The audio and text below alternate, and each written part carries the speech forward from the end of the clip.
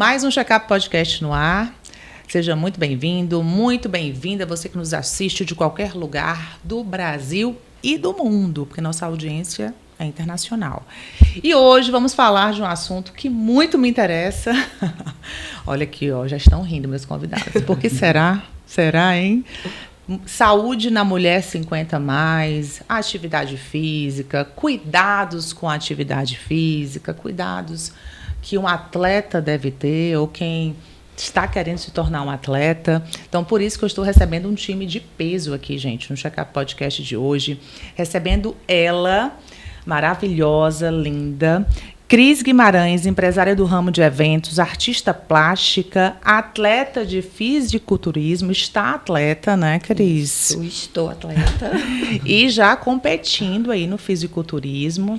Tenho muitas perguntas a fazer sobre isso, viu, Cris? Tô aqui. Bem-vinda, muito obrigada. E obrigada por ter aceito o nosso convite aqui do Check-up Podcast. Recebendo o Dr. Carlos Abdias, que é cardiologista, diretor da Sociedade Brasileira de Cardiologia, Regional Ceará. Tudo bem, doutor? Tudo ótimo, um prazer estar aqui, obrigado pelo convite. Eu que agradeço. E recebendo também o Dr. Daniel Borges, nutrólogo, com 10 anos de experiência na nutrologia e quase 20 mil pacientes atendidos.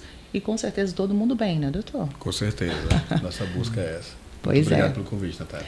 Eu que agradeço, até porque vocês estarem aqui representa cuidados, né? Os cuidados que as pessoas devem ter e muitas vezes não têm, que é esse cuidado multiprofissional, né? Muitas vezes as pessoas vão para a academia, começam uma atividade física que inclusive virou moda, né, doutor?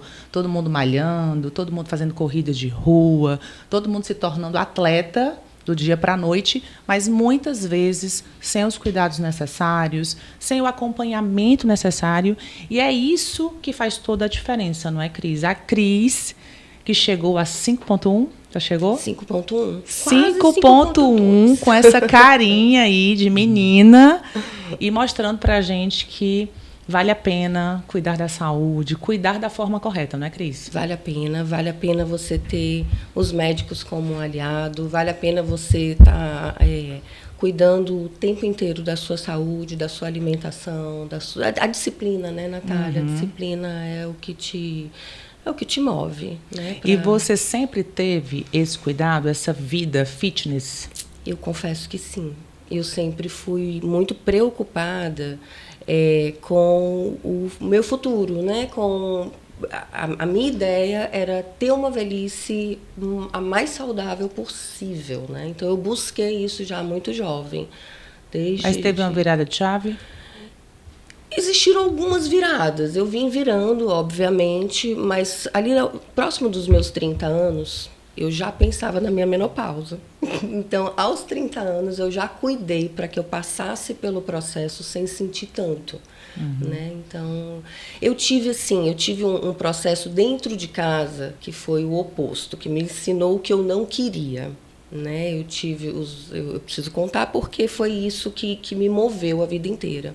Os meus pais não tinham muito esse cuidado e eu sofri um pouquinho com aquela questão. Meus pais eram jovens, mas não tinham cuidado com a saúde. Eu achava alimentação. Tudo, alimentação, cigarro, né? Na época deles tinha essa questão, né? O cigarro é uma coisa mais antiga. A própria bebida. E aquilo me incomodava um pouquinho, porque eles eram saudáveis, mas eu sabia que em um determinado momento aquela conta ia chegar. Dito e feito, né? Infelizmente, eu os perdi muito jovem. Mas eu olhava aquilo e aquilo me incomodava. Eu falava, puxa, eles são saudáveis, eles podem ter uma velhice, né, legal, mas não se cuidam. Então eu fui para um outro lado. Eu falei, não, pera, eu não quero isso para mim, nem muito menos para os meus filhos. E aí, já muito jovem, eu busquei ter os meus aliados, que sempre foram os meus médicos. E eu buscava os médicos mesmo quando eu não estava doente. Buscava a medicina preventiva. Preventiva. Eu sempre fui uma apaixonada pela medicina. Assim, encantada. Eu acho ela incrível. Por isso você só anda com esses dois aqui. Eu sou uma só fã anda bem acompanhada. O doutor está comigo há 10 anos. Vai fazer agora 10 anos. Sério, doutor? Desde 2017, né, doutor? É isso? 2017. Tu tá em Portugal ainda. É isso. E eu falo, eu nem sei nem se eu posso falar dessa forma, até peço desculpas, caso não seja, mas é bem isso. Ele é o meu médico, de fato, ele é o meu clínico geral. Eu sei que ele é meu nutrólogo, mas hoje, como eu sou umas 50 mais, menopausa, o meu médico aliado é o nutrólogo. É quem cuida de fato da minha saúde, ele sabe disso. Tudo que eu faço, tudo que eu preciso é com o doutor Daniel. Então, ter essa vida regrada, ter uma vida de renúncias, que a gente sabe que não é fácil, né? Já virou um estilo de vida para você. Exatamente. Não é difícil? Não, por isso que eu nem interpreto dessa forma. Assim, não existe renúncias para mim, né? Você se acostuma. Vira hábito como tudo, Natália. Nós somos adultos e a gente tem que fazer o que tem que ser feito. Não tem escolhas, né? A gente tem que fazer. Não é só em prol dos meus filhos, dos meus netos, né, gente? Quando a gente está bem, os nossos filhos ficam bem. Então, eu sou muito preocupadinha com essa questão e quero mesmo ficar uma senhorinha saudável. Doutor Daniel, quase 20 mil pacientes atendidos. Tem quantas CRIs aí nesse número? Várias. A maioria? Várias crises, mas essa aqui é particular. Ela é única. Mas, assim, de forma geral, pelo teu histórico, pelo que vem acontecendo no mundo, né? Essa evolução, essa busca das pessoas por uma saúde, né? Por mais saúde, pela qualidade de vida. Você sente essa mudança mesmo? As pessoas estão mesmo mais preocupadas, procurando ajuda médica? Como é que está essa realidade dentro do que você já viveu até hoje? Sim, eu estou quase há 10 anos no mercado e em relação a essa busca por saúde, eu acho que a gente vinha essa crescente, mas depois da pandemia teve um boom muito grande de busca por saúde. E a gente percebe que até a medicina, do ponto de vista farmacológico, vem ajudando também, né? Do ponto de vista eu trabalho, o meu carro-chefe é o emagrecimento. Nós temos a obesidade como uma doença prevalente. Desde 2016 tem um CID, ou seja, é uma doença que precisa de um acompanhamento multidisciplinar, multifatorial. E a gente percebe que após esse crescimento farmacológico, ou seja, da ajuda da medicina farmacológica, a gente percebe o quê? Um declínio de obesidade no mundo. Nos Estados Unidos nunca foi visto. A obesidade só crescia. E através do jornal do GLP-1, a gente percebe essa melhora. Né? Mas aí tudo é o quê? É o equilíbrio. Né? Nós temos aí hoje, né, realmente muita medicação para ajudar nessa doença. Mas nós temos também o quê? Tem que fazer o paralelo com o uso abusivo. Né? O uso desnecessário ou o uso desacompanhado que a gente tem. Ou seja, a gente tem muito medo da próxima geração ser uma geração sarcopênica, ou seja, uma geração com baixa massa muscular. Por quê? Porque eu vou usando a medicação como amuleta. Então, a gente temos do lado uma salvação, mas a salvação, se ela for mal usada, ela não vira salvação, ela vira um problema.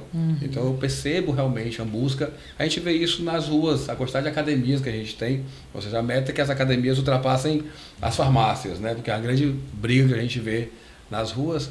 Mas a gente tem, repito, é o equilíbrio. Né? Não adianta a gente fazer as coisas de forma desmedida, você tem uma baita ajuda, mas se você não souber utilizar, você transforma a bênção em maldição, digamos assim. E todo mundo se automedicando, todo mundo buscando receitinha em qualquer lugar e sem acompanhamento. Quais os riscos disso, doutor? Os riscos são claros, né? Ou seja, hoje a gente existem medicações. A grande questão das medicações, por exemplo, existe uma medicação hoje que é a medicação que tem um estudo que respalda o emagrecimento, a obesidade, que é a tisapartida, que é o Mounjaro. Mas existem já medicações de uso paralelo, ou seja, do Paraguai. Até quando a gente fala isso na internet, as pessoas já têm, não, eu usei o Mounjaro do Paraguai e emagreci 20 quilos, 15 quilos, mas a questão não é essa. A questão muitas vezes você traz essa medicação, ela é mal condicionada, essa medicação que é um preço bem irrisório, então as pessoas... Mas é a medicação mesmo, é a original? Eu não tenho como saber. É uma medicação que no Paraguai existe uma questão lá de patente que não existe, então facilmente eles se quebram a patente e fazem uso, e lá você chega lá, compra e traz. Não tem como certificar disso, não da tem qualidade, como né? As pessoas estão usando, ou seja, a medicina self-service, você vai lá, compra, usa, e tem pessoas que calculam isso como? No resultado, perdi peso. Né? Mas perdi o que realmente? Peso, e quais são quais são os efeitos, as consequências disso. Então, eu recebo pacientes fazendo uso no meu consultório, né? A minha meta não é expulsar esse paciente, mas vem cá, vamos ver como é que está teu pâncreas, o teu fígado, vamos cuidar da tua saúde realmente. Uma paciente minha estava usando e ela trouxe uma medicação da amiga que trouxe, e ela usou uma aplicação, e ela com 6 horas após o uso, ela começou a convulsionar. Porque não era Mounjaro, era o quê? Era insulina. Ela fez uma hipoglicemia, por sorte ela conseguiu se recuperar e tudo mais, ou seja, então é esse nível de complexidade que está esse tema, né? Vai virar, nós temos uma solução, entre aspas, do quesito farmacológico. Né? Algo maravilhoso, se for bem aproveitado. Porque antes dessas medicações, a perca de peso era muito pequena. Antes do Ozempic, a combinação que mais entregava perca de peso no mundo era a topiramato com fertamina, uma combinação americana que entregava aí 6% de emagrecimento. Veio o Ozempic com 8%, depois veio o Egov com 12%, veio agora o Mounjaro com 18%, 20%, e vai chegar a retatrutida com 25%, 30% de emagrecimento. Então isso é muito importante para a obesidade, é o resultado de uma cirurgia bariátrica sleeve. Então, sem fazer o quê? Sem intervenção cirúrgica. Então você tem na mão algo muito importante, porque a obesidade é uma doença prevalente, uma doença que estava só crescendo. A tendência como ia a obesidade era ter mais obesos do que pessoas saudáveis no mundo. E a obesidade, o doutor Abdias sabe, que caminha com todas as outras questões metabólicas, cardiovasculares, neuroendócrinas, ou seja, que é uma doença que a gente tem que estar muito atento. Então, e a retatrutida, que não chegou ainda, todo mundo já usando. Dizendo que está usando, né? Ela está manipulada. A retatrutida, ela nem que no Brasil nem pode ser manipulada. Existe uma forma também no Paraguai, né, chinesa, e ela está em fase 3 de estudo. E a grande questão é que existem contos da retatrutida. O primeiro conto é que se perde menos massa muscular do que o Mounjaro. Não é verdade. Mentira? É mentira. Sabe por quê, Daniel? Por quê, Daniel? Porque a retatrutida, a grande diferença dela é que ela modula outro hormônio chamado glucagon. E esse hormônio, ele é um hormônio que antagoniza a insulina, é um hormônio catabólico. Então, ao contrário, você tem um aumento do gasto calórico, é fantástico. É a primeira medicação que aumenta gasto calórico. O Mounjaro e o Ozempic, eles fazem um negócio chamado browning, em inglês, que é bronzeamento. Eles transformam gordura branca em gordura bege, colocam mitocôndrias na gordura, então ajuda no metabolismo. Mas a retatrutida, ela realmente aumenta o gasto calórico. Então ela te ajuda a queimar gordura.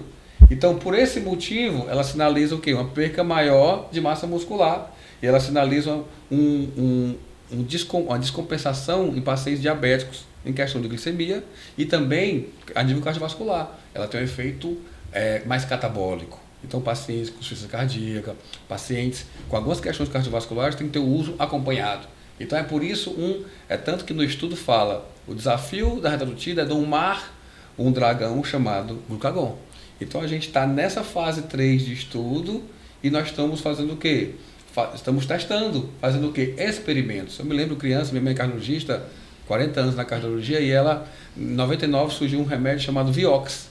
Esse remédio é um coleguinha do Arcoxia. Eu era criança e eu tinha um dor de dente, estava tomando, e o remédio liberado. O remédio estava liberado já, mas o remédio se viu atribuído com o quê? Pacientes infartando. E aí foi retirado do mercado. Um remédio que já tinha sido liberado. Então, fase 3, 4 de estudo é fase que nós vamos evidenciar o quê? Efeito adverso. Então, nessa fase, aumentando o N de pessoas, e as pessoas estão fazendo o quê? Experimentos. Então, a gente tem que estar atento com essa questão.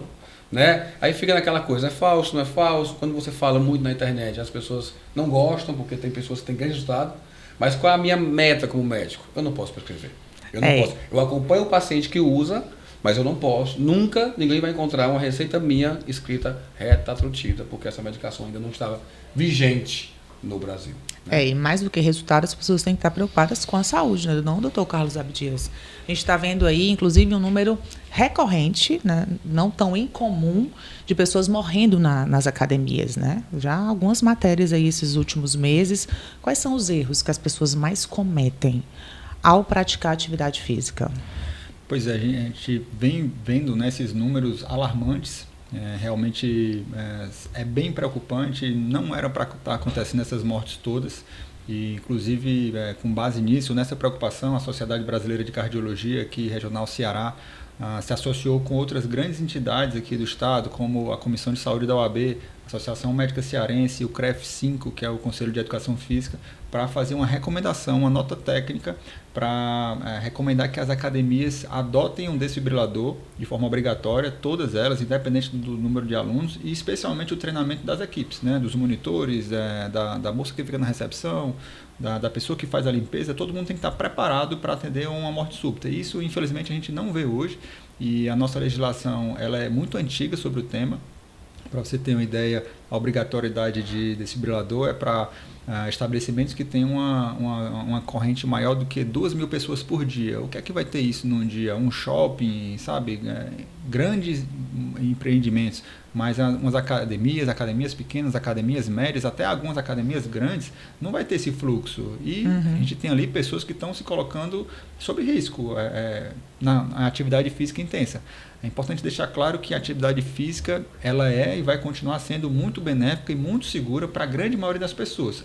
Uma pequena parcela vai precisar de alguns cuidados especiais, vai precisar, às vezes, de algumas intervenções especiais e também algumas adaptações, mas que o exercício ele é sim para todo mundo, apenas algumas pessoas não vão poder fazer algumas coisas, mas o exercício ele é sim seguro. Agora, a gente precisa realmente aumentar o nível de segurança dessa prática. O que a gente vê foi um boom, né, após a pandemia, de atividade física na cidade. É a cidade que tem o maior número de corredores do Brasil, se eu não me engano, ou pelo menos é a que mais cresceu, sendo que as pessoas aumentaram o nível de atividade física, mas não cresceram o nível de saúde. Então essa balança ela desequilibrou. E é o que aparentemente a gente tem visto, aliado a abusos e aliado a locais de prática de atividade física que não estão preparados para atender uma intercorrência. Então a gente vê os vídeos, né, correm na internet, ocorre uma parada cardíaca, uma intercorrência de saúde, e as pessoas ficam esperando o SAMU chegar para poder fazer o primeiro atendimento, e aí a chance dessa pessoa ela praticamente vai a zero. Depois que uma parada cardíaca está instalada, a cada 1 minuto, sem reanimação cardiopulmonar, sem circulação de sangue no organismo, cai 10% da chance de sobrevida. Então, após 10 minutos, praticamente zero.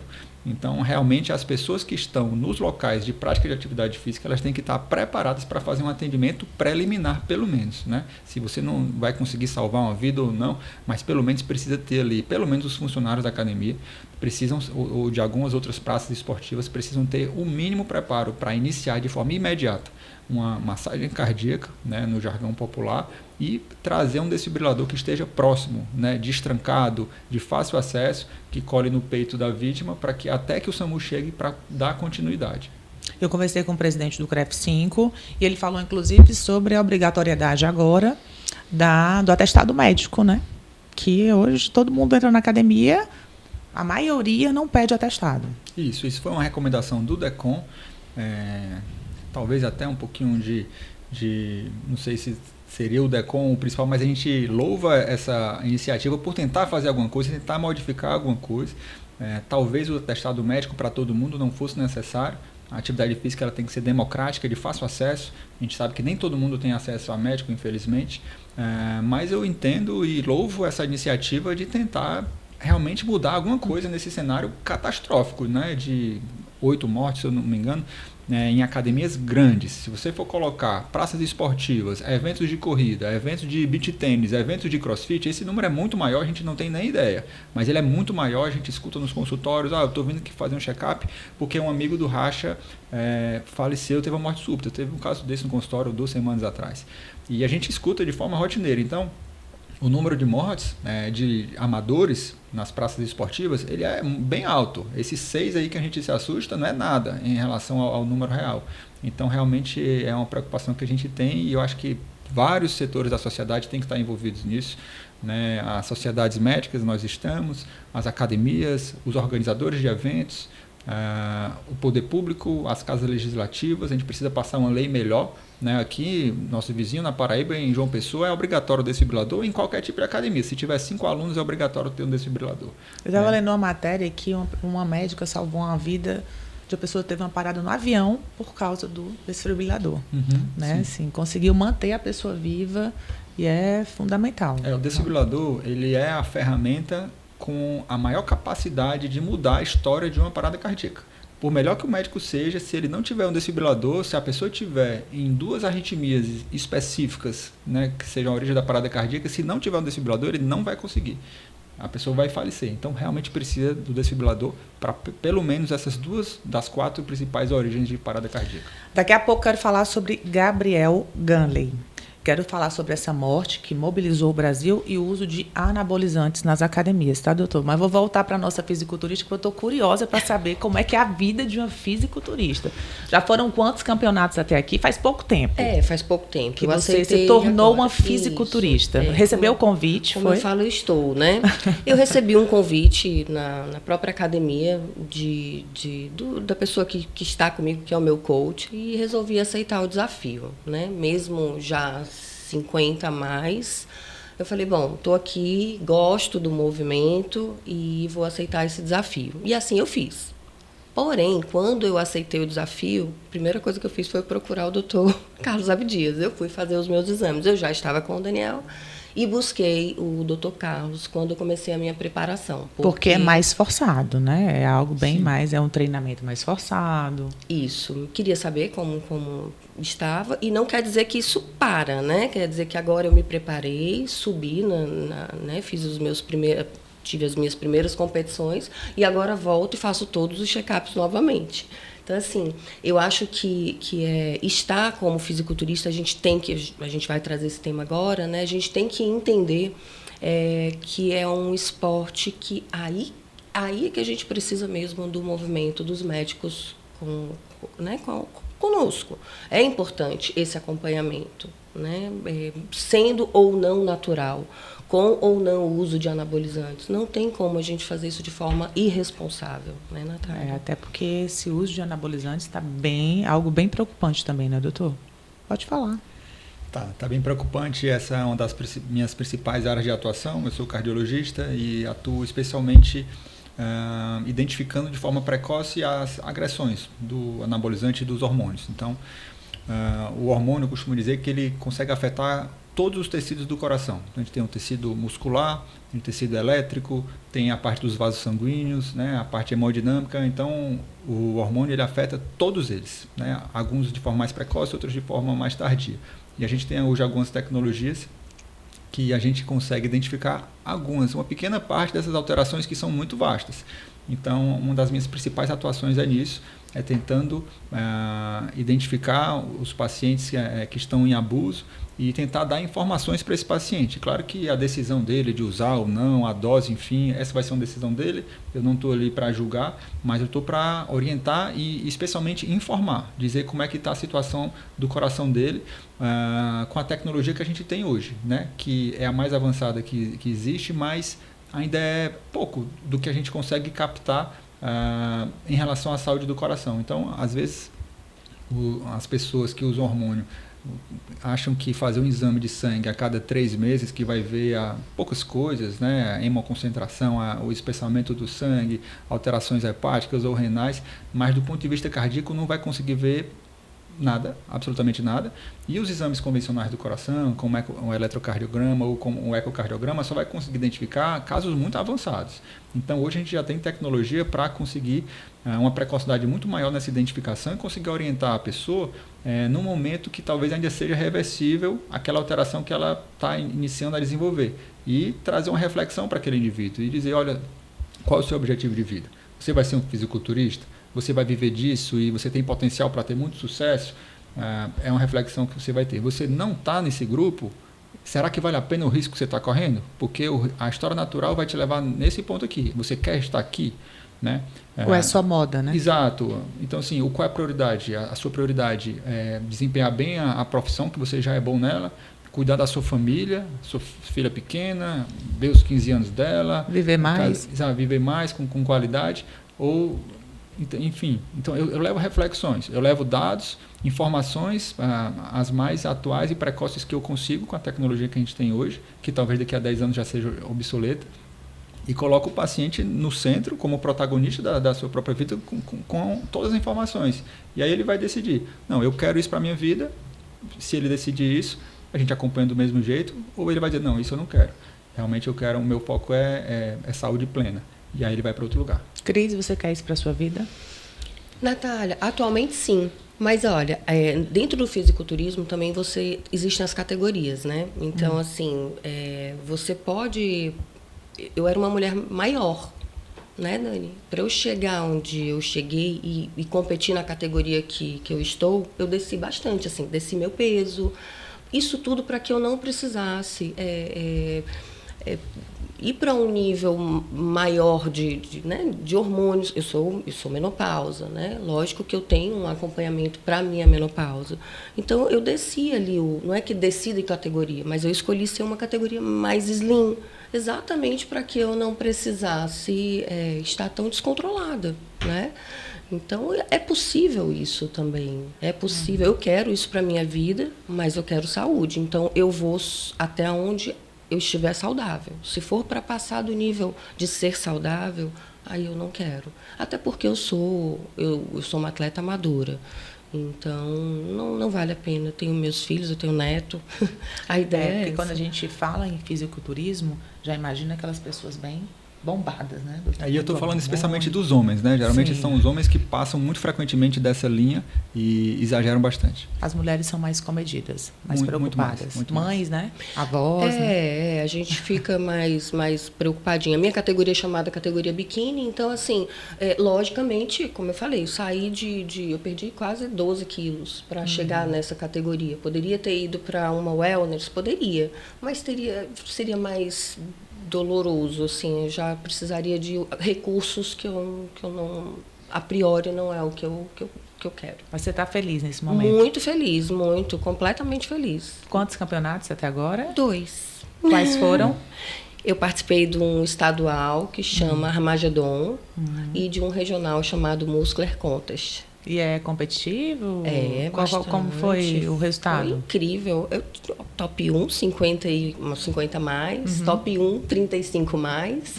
E aí tive top 3, tive top 2. Competi com as meninas. Qualquer dia eu vou estar lá malhando e vou estar vendo a Cris lá na tela, né? Porque fica passando lá os campeonatos, né, doutor? Doutor Daniel, e como é que é a alimentação de uma fisiculturista? Assim, a minha caminhada com a Cris já está perto de 10 anos. E ela morava no exterior e ela já me procurou em busca de saúde, né? Uma saúde geral, ou seja, vitaminas, a parte metabólica, a questão da tireoide também dela que a gente acompanha. E a Cris tem uma grande ajuda, porque ela não tem apelo emocional pela comida, né? Hoje as mulheres, vocês resolvem coisas demais, né? Você resolve mais coisas do que a sua mãe resolvia. Não, muito mais, doutor. Então, esse ambiente de resolutividade para vocês traz um ambiente dopaminérgico. Então, associado com isso está o quê? Recompensa, né? E aí a recompensa, a alimentação é um grande colega disso. Eu vou me ligar aqui em você, porque eu gosto muito de comer, viu, Cris? Eu tenho que desapegar. Muitas vezes a gente não quer comida, a gente quer um abraço da comida. E aí o ovo com batata doce que ela come não vai te abraçar, mas sim um pão de queijo e uma fatia de pizza. Então, para ela, é menos difícil porque ela nunca teve apelo emocional pela comida. Sim. Ela come a mesma comida sempre que precisar. Então, isso é um grande plus da Cris nesse sentido. Então, ela tem esse ambiente da resiliência, mas também tem a facilidade nesse quesito emocional. Já é bem disciplinada, Eu tenho uma frase que eu digo, eu tenho até medo de falar, mas eu vou falar que eu digo que comida para mim é ração. Às vezes as pessoas olham para mim e falam, você não é normal. Mas, gente, a comida é feita para nutrir o nosso corpo. Eu acredito muito que nós somos o que comemos. Acredito muito nisso. Então, assim, tanto a comida quanto a água. Se você for agora no meu carro, tenho lá os meus 4 litros de água que eu tenho que beber. E eu não saio sem eles. Muito disciplinada, né? Bastante. É a paciente que todo mundo quer, não, doutor? Sim. E como o próximo vai ser qual? A gente, provavelmente em dezembro. A gente tem um em agosto, mas depende. Vamos primeiro organizar a casa. O que era segredo para eles aqui, aquele? É o de dezembro. É o de dezembro, que era segredo, viu? Mas eu estou revelando agora. Esse é o brasileiro mesmo, que eu quero. Esse é mais avançado, é mais audacioso. Você consegue. O que é que Cris não consegue? Eu acredito. Eu gosto desses desafios, né? Esse é um brasileiro master, só master, porque é a categoria que eu amo, que que realmente me representa, que é 50 mais. E como é que está o mercado cearense de mulheres no fisiculturismo? Tem aumentado bastante, está crescendo, né? A busca é enorme, mas o meu grande desejo é que seja um fisiculturismo saudável. Uhum. Por isso que eu falo bastante, assim, é importante a gente trazer um pouco essa consciência, né? Realmente está muito solto, não só o feminino como o masculino, infelizmente um pouquinho mais, mas é muito importante que a gente aprenda primeiro, a gente tem que trazer o tempo para a nossa vida. As pessoas não querem mais viver o processo, né? O tempo das coisas acontecerem, o tempo do músculo ser construído, o tempo da suplementação fazer efeito, o tempo as pessoas querem burlar essa parte que é tão gostosa, Natália. Eu estou há 8 meses me preparando, né, mais ou menos quase um ano, me preparando para subir, não subir pronta, subir com um bocado de coisas que a gente agora tem que correr atrás. Mas foi tão bacana esse processo, sabe? O dia a dia de você ir vendo o seu corpo ser transformado. E um tijolinho, aquela coisa da história da vovó, que todo dia você coloca um tijolinho de músculo, é mais ou menos isso. Você vai muito rápido, como é que essa casa sustenta, né? Se você vai lá, já passa pelos... Já quer logo a caneta, né, não, doutor? Já quer é logo o muito resultado, difícil. né, Eu queria doutor? até perguntar isso, né, para os dois. Porque construir músculo não é fácil, nem rápido, né? E quais são os desafios de construir músculo no público feminino nessas categorias E que a Cris, sem né? anabolizantes, né? Não é o que a gente... É disciplina. A palavra-chave é disciplina. E não pode ter realmente essa urgência e essa pressa. Gente, a gente ganha 0,000,2 de músculo, assim, sabe? Às vezes, se você vai todo mês no seu coach para ir lá fazer suas medidinhas, você ganhou 500 graminhas de músculo, né, doutor Daniel? E tem que estar feliz da vida. Então, porque... repita comigo. Pequenos hábitos, grandes resultados. Exatamente. Né? É isso Pequenos mesmo. resultados para grandes... E na menopausa, mais complicadinho Mais difícil ainda. Mas a gente sabe que é possível. Só que você tem que ir lá todo dia fazer a tarefa de casa. Eu faço 2 cardios por dia, eu faço 2 treinos às vezes por dia.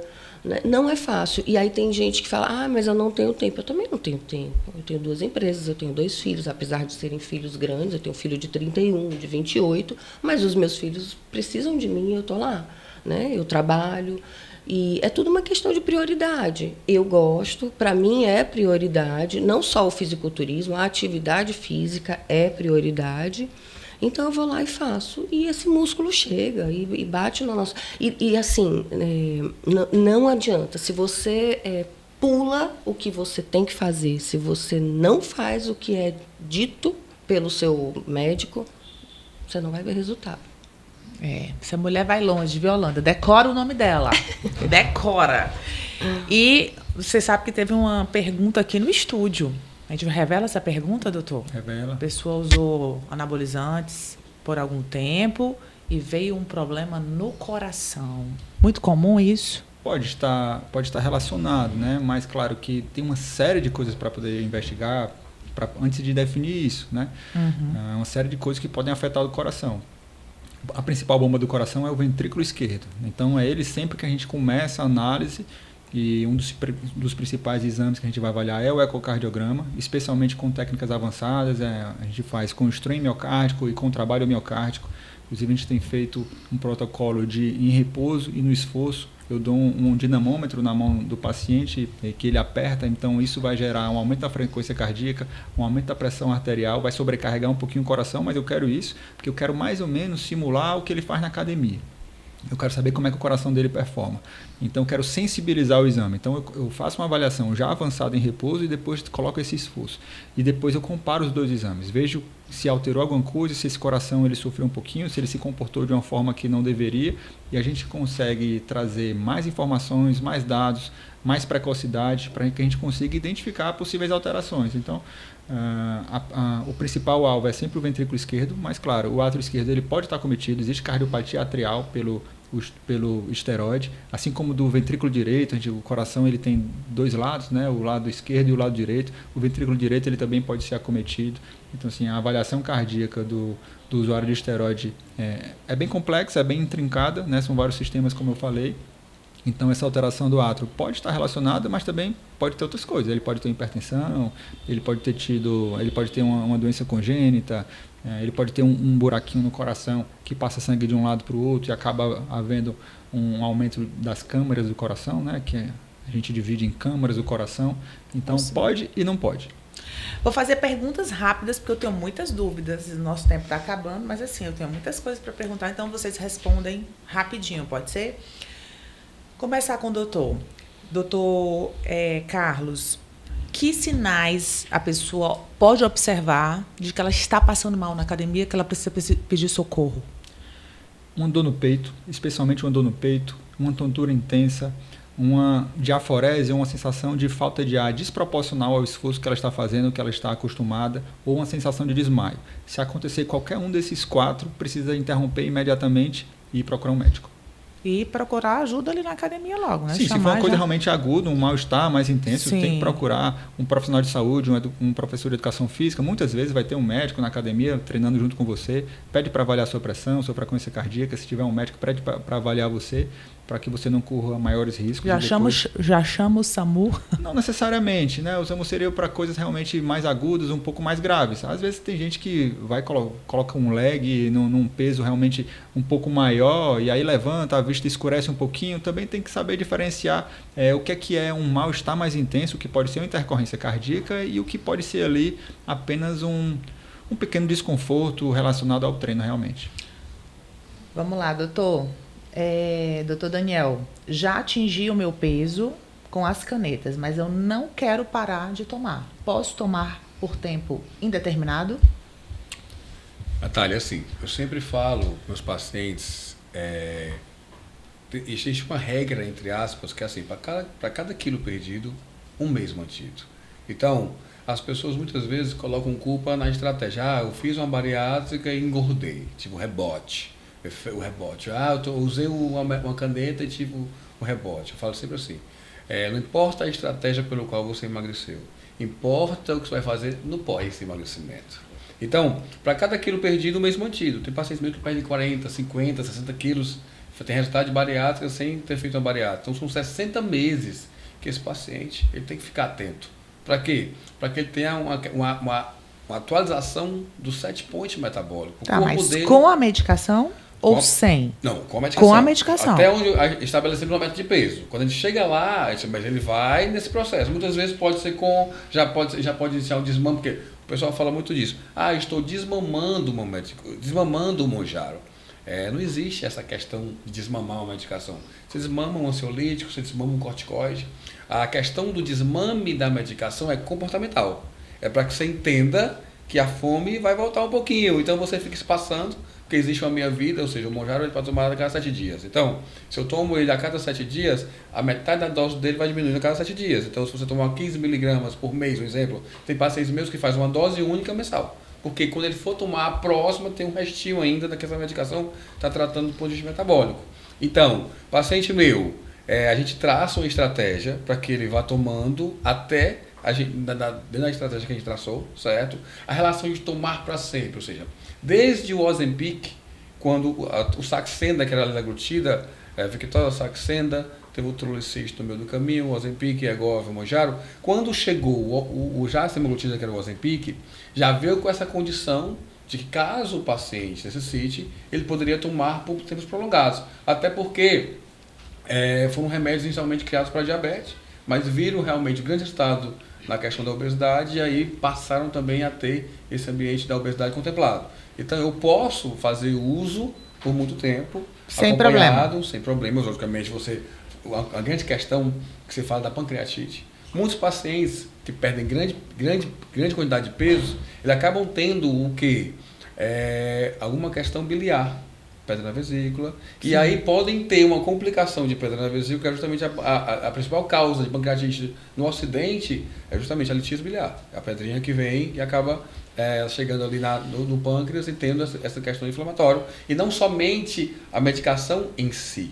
E quando se fala de pancreatite, a pancreatite em relação a essas medicações, o N de uso de análogo de GLP-1 no mundo é gigantesco. Ou seja, a quantidade de pessoas que tomam é gigantesca para a gente comparar com esse N. Então a gente tem que sempre acompanhar o paciente, mas o paciente pode fazer por um tempo prolongado, Sim. acompanhado, até chegar nos meus pacientes. A gente vai entrando nesse processo gradualmente quando chega no peso que a gente combinou.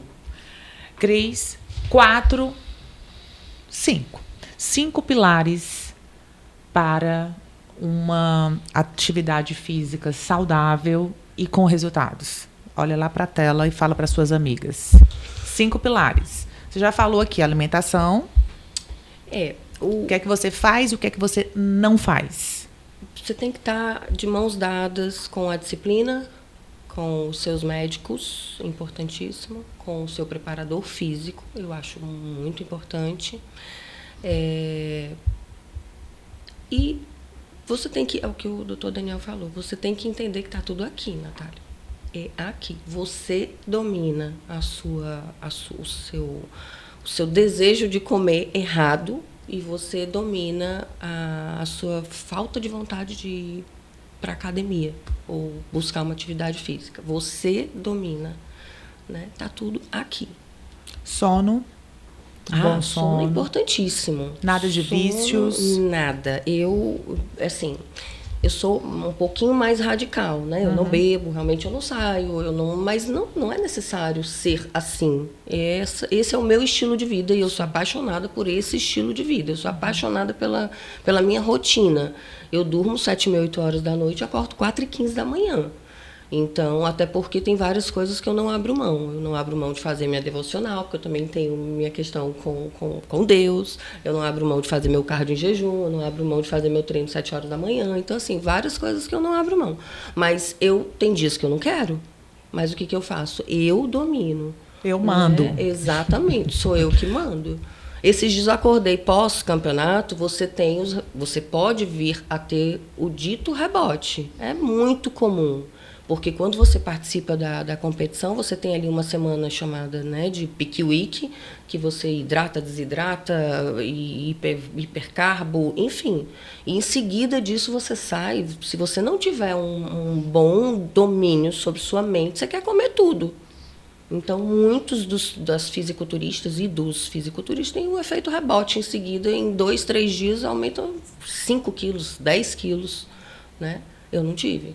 Porque quem domina sou eu. Então tem que ter esse equilíbrio em tudo, né? Em tudo. O equilíbrio no peso, o equilíbrio na atividade, no ritmo, em tudo. Exatamente. E é fácil. Assim, eu digo, você consegue. É para ser simples, não precisa ser nada muito exagerado. A comida é simples, a atividade pode ser simples. Você consegue fazer a coisa mais tranquila. Não precisa ser nada do outro mundo. Que entrevistas maravilhosas, viu, Holanda? Que bate-papo. Você gostou? Você como atleta? Faltou. Pensei que você ia entrar no fisiculturismo agora também. Tá longe. Mas é isso, né?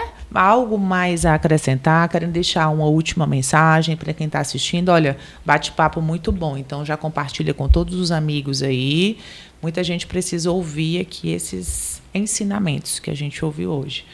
Cris, quer deixar algum recado? O meu recado é só o desejo mesmo de que todas, eu sou mais linkada com mulheres, que todas as mulheres possam se dar esse presente de se cuidar. É tão bom. E se cuidar não só para si, se cuidar para os seus. Né? Eu acho que é o mais importante. É tão bom você ver um filho podendo te ver bem, né? Saudável. É tão gratificante. Que vovó, hein? Que vovó. Meu Deus do céu, eu chego lá. Estou me espelhando. Estou seguindo tudo. Doutor, muito obrigada pela presença. Recadinho aí para os nossos apaixonados pelas canetas, uso indiscriminado, pessoal que não gosta de fazer dieta. Eu acho que é isso. A gente tem que buscar um emagrecimento consistente e real. Né? Ou seja, se a gente faz esse uso indiscriminado, esse uso empírico, A gente não sabe o que aconteceu. Eu perdi peso. Perdi peso é bem diferente de emagrecer. Então, é importante você mensurar realmente o que aconteceu, se está emagrecendo, e traçar a estratégia adequada para que você venha se manter magro e com saúde. E também andar, né? Porque eu tomei aí, fiquei 2 semanas, uns 2 dias que eu não conseguia nem levantar, porque você toma a medicação, acaba comendo menos, às vezes as pessoas param de comer, aí não tem força para nada. Exatamente, por isso tem que estar bem organizado. Tem que estar bem organizada, toda a estratégia, dietinha, né? Exatamente. Doutor, suas considerações finais, muito obrigada pela presença aqui. Foi um prazer, eu que agradeço o convite. Realmente falar para a mulher não é difícil, é fácil, né? Elas já se cuidam bastante. Então, às vezes o desafio é falar para os homens, né? Que eles venham, que eles se cuidem, enfim, que eles não exagerem, não cometam os abusos, mas independente da modalidade, seja o pessoal que está começando a correr, o pessoal que está puxando mais ferro na academia, quem está indo para o fisiculturismo ou para o triatlo, Fortaleza agora conta com algumas provas de triatlo, né? Que as pessoas realmente se cuidem. A gente tem visto esses infelizes casos e trágicos casos, que a gente possa cuidar mais dos nossos corações e que as pessoas consigam praticar a atividade física de uma forma mais segura. E ao observar esses casos, ao assistir esses casos, realmente mexer, né, com a pessoa, mudar, ter consciência, porque é um absurdo a gente ver tantas pessoas jovens como o Gabriel, né, 22 anos, e deixando, assim, morrendo dessa forma. Então as pessoas têm que ver isso e aprender alguma coisa. Não é isso, doutor Daniel? Com certeza. Eu acho que a gente, porque como a gente estava falando inicialmente, a gente tem a faca e o queijo na mão. Nós temos conhecimento, né? O nosso poder aquisitivo, de uma forma geral, aumentou. As pessoas têm mais condição, né? Então a gente tem tudo para fazer a coisa certa. Basta realmente apontar para o lado certo, com a estratégia correta, para ter o resultado adequado, né? Muito obrigada, então, pela presença de vocês. Eu que agradeço. Parabéns, Cris, pela Obrigada. disciplina. Parabéns por tudo, né, que você tem feito, pelo exemplo. Acho que o exemplo aí é o mais importante. Quando a gente conversou, eu te convidei exatamente por isso, porque eu me encantei com a sua história, com a sua forma de ser atleta, mas cuidando da saúde, uma saúde preventiva, né? Como você até bem falou para mim, as pessoas procuram quando estão doentes. Eu sempre procurei médicos para não ficar doente. Né? Se todo mundo tivesse essa mentalidade, todo mundo ficaria uma vovó assim, olha, linda, maravilhosa. Obrigada. Um beijo, muito obrigada pela presença, Natália. viu? Obrigada Adorei ter mesmo. vocês aqui. Muito obrigada. Obrigada, doutor. Obrigada a vocês. Cadê os presentes? Ai, minha produção trabalhou. Que isso. Presentinho do Check-up Podcast, para vocês lembrarem da gente. Tá? Olha aqui. Obrigada, Natália. Olha aí, mantendo a forma com a canequinha do check-up. Amei. E os 3 já estão convidados de antemão para a maior festa da saúde e da estética que o Ceará já viu, que é o Troféu Check-up 2026.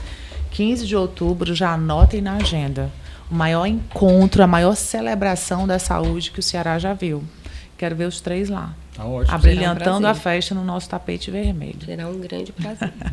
E para vocês que ficaram comigo, grande beijo, muito obrigada pela audiência. Não esqueçam que estamos há 28 anos levando informação, muita orientação, entrevista com profissionais conceituados no programa Check-up para todo o Brasil. Domingo às 19 horas, terças às 21 horas, na TV Diário para todo o Brasil. E nosso podcast, né, sempre no nosso canal do YouTube. E acompanha nossas redes sociais também. Tudo que acontece na saúde e na estética você acompanha aí no programa Check-up e no @Natalinha Varela. Beijo e até a próxima edição do Check-up Podcast.